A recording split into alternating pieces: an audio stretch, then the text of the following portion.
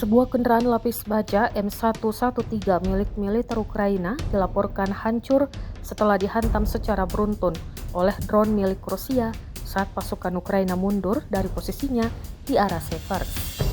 Drone tampak mengintai dan membuntuti mobil sebelum dihantam. Dalam rekaman yang diunggah ke saluran Telegram pro-Rusia, Jumat 12 September 2025, terlihat dengan jelas drone menyerang M113 tersebut secara presisi. Kendaraan tersebut tampak tidak mampu melanjutkan perjalanan setelah dihantam beberapa kali, hingga akhirnya mogok dan mengalami kerusakan berat.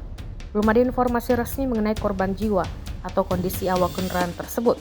Insiden ini menyoroti peran drone sebagai senjata taktis yang semakin dominan dalam konflik antara Rusia dan Ukraina, khususnya dalam operasi penahanan dan pengejaran pasukan di garis depan.